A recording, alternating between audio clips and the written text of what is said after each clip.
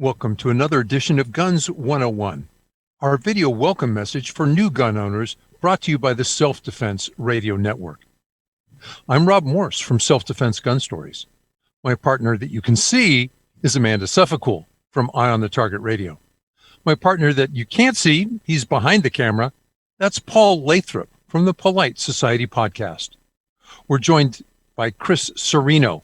Chris is a law enforcement officer and a senior firearms instructor at the Chris Cerino Training Group. Chris, millions of people who weren't gun owners before brought a gun into the house, into the family. Family secrets are dangerous.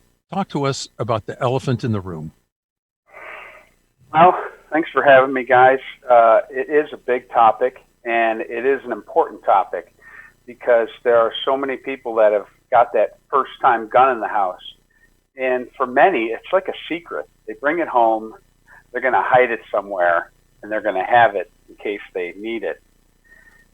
And it can't be a secret because somebody's going to find it, and word's going to get out. And if there's kids in the house or there's somebody else in the house, people are going to look at it. And it needs to be discussed, it needs to be talked about, and it needs to become almost commonplace. Well, that makes so much sense because anything that you hide, kids have nothing but time and curiosity.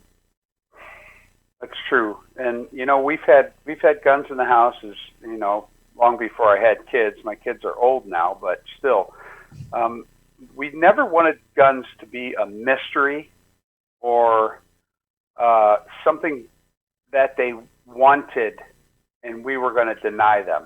You know how kids are when it's like, your kid wants to go shooting, he's going to figure out a way to go shooting. If the kid wants to go fishing, he's going to find a way to go fishing. So you've got to take care of that curiosity. And the same thing happens with guns. And unfortunately, a lot of people think that keeping it away from the kids is going to be the best thing, when in reality, taking them out, taking them shooting and making it part of life is probably the best thing. At least that's what I found in my life. Get them involved and get them to see it. So the elephant in the room is that it's not really a secret. People know it's there, even though you think that it is a big secret. Right. So what advice do you have for brand new gun owners when they bring that gun home? I think everybody gets around it and talks about just how dangerous it can be, and the service that it can provide, the fun that it could provide, and the protection that it was bought for. I think everybody needs to peruse the owner's manual. Everybody needs to learn how to work with it, to function it, to cycle it. Everybody needs to know what it takes to make it safe, and they also need to know what it takes to put it into action.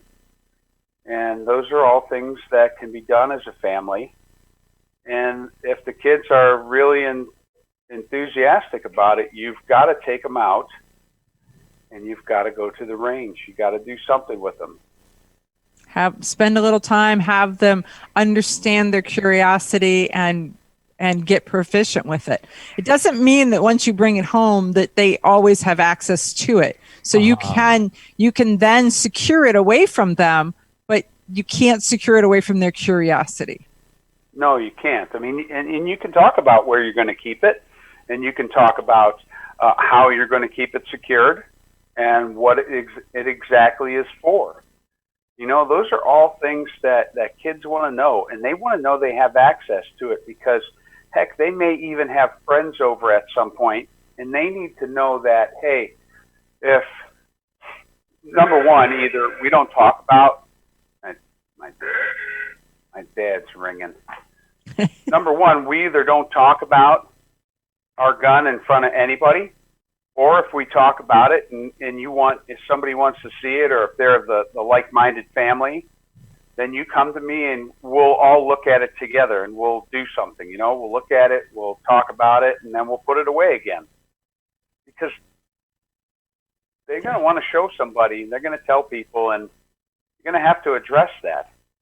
So, yeah, because it isn't ever for them to show their friends. It isn't ever for them to tell their friends. It has to be the family decides what is the public face and what is the private face, and how, as a family, you decide what you say and how public you go with it. Absolutely. Chris, I hope new gun owners understand how young have children been when you started some sort of firearms training? Well, Colton was 4 when I started him shooting, but he was different from Alex. You know, Colton shot his first deer when he was 8. But at 4, he was big enough to shoot a .22 semi-auto, a Ruger pistol. And he did. And he's been great with it ever since. But even when, you know, before that, as a police officer, if I came home and I had a gun on, if I saw him looking at it, I addressed it. I said, hey, do you want to see this? First thing we got to do is we got to unload it, make sure it's empty, and this is how we do it. And then I'd show it to them, and, you know, they really could care less about any of it now. But, you know, as a kid, I used to sneak my dad's .22 rifles out to the woods. Being a neighbor kid, we would take them out to the woods. I don't know why those were okay, but I always knew he had a loaded revolver in his dresser drawer in the bottom, because I found it. And it was scary to me because I could see the bullets in it. I could see the brass on the back of the casings, you know. Many, many years later, after never touching it, it ended up being a starter pistol. I thought it was, I mean, he had the hammer cocked and everything. It was just weird. I never touched it. I just never touched it. Don't ask me why, but those .22s, the rifles in the basement, we'd sneak them out all the time, go to the woods. You know, kids are going to do what kids do, but my dad never told me about guns. He never showed me guns. And when I asked him to do stuff, he never took me. He never had interest in it. He always worked. And, I mean, I bought my first BB gun without anybody knowing. You know, I walked to Kmart back in the day and bought a BB gun. I mean, kids are going to do whatever it takes. So you have got to address it, you've got to handle it, and you've got to make time for it. That makes so much sense. And you've got to acknowledge the fact that you can't just hide something in your house and think the kids don't know where it's at. Because if it is in your house, they know where everything is in your house. And that ought to cause some people to come to a pause, because they know where everything is in your house. And so you have to make sure that as you're doing safety and security, that your plan includes that. So if you don't want them to have access, if you don't want them, you make sure that you have physically made it so that they cannot have access. So, right? We've only got a couple more minutes, and I just want to say, listen, if you don't address it, if you don't make time for it, they're going to figure it out, and it's going to be a problem. And it wasn't my kids that I worried about in the house. It was everybody else's kids that came to my house. So my kids had to be educated, and they had to have some level of responsibility and education, because that's going to be the problem. Not your kids, the other ones.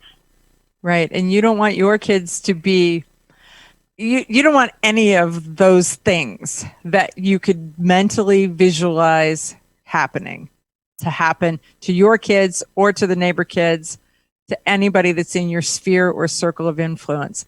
So Chris Cerino, ChrisCerinoTrainingGroup.com. Check it out. I mean, Chris does all kinds of stuff. I mean, anything from being on Top Shot twice to being a trainer for Faster Saves Lives, traveling across the country training. ChrisCerinoTrainingGroup.com. You're going to want to know who Chris is.